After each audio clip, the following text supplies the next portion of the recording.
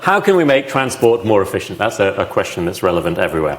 Well, the 5 physics principles for transport for making it more efficient are listed here. First, you want your vehicle to have small frontal area per person. That's to reduce air resistance. As a vehicle moves along, it creates swirling air behind it. It swirls at a speed roughly proportional to the speed of the vehicle, so you end up with the power consumption going as velocity cubed.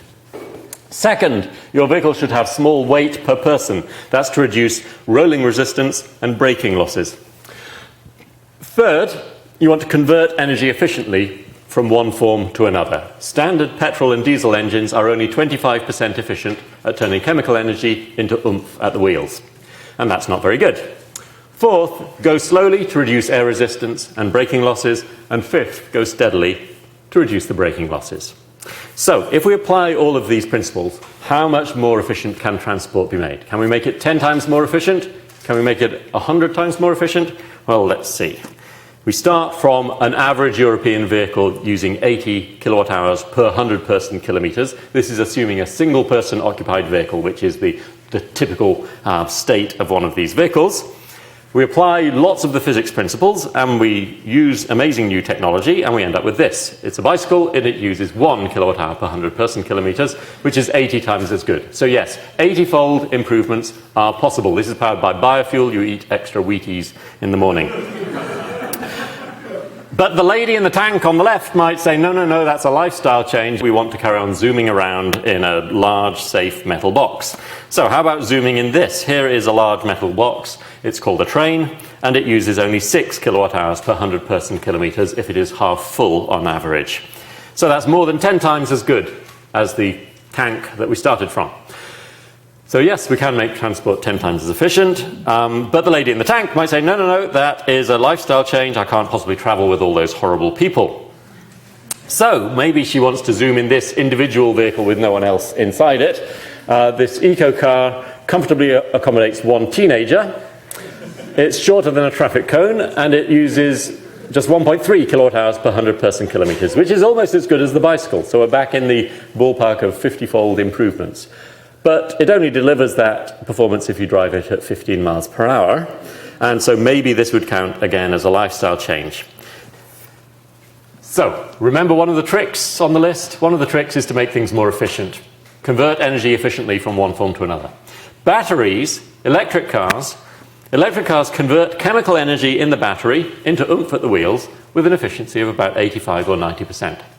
So there's a big opportunity for an efficiency saving there by switching to electric vehicles.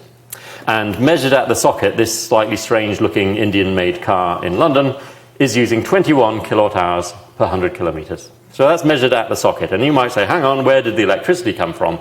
And obviously, if the source of the electricity for your electric car is a chemical burning power station that is only 30% efficient at turning chemical energy into electricity, then we haven't made a big win. This would only be a sort of helpful step along the way if we do something about the electricity too. But we could do something about the electricity. We could have wind farms, for example, and many other sources that don't involve setting fire to chemicals in power stations. So I would like to suggest that electrification of transport is one significant way of reducing the demand stack.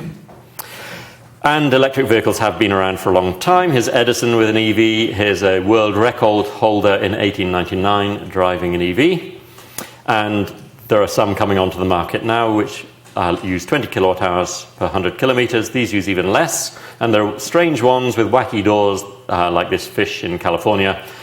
They use 6 kilowatt hours per 100 kilometers. Electric scooters are the best electric vehicles of all, using just 3 kilowatt hours per 100 kilometers.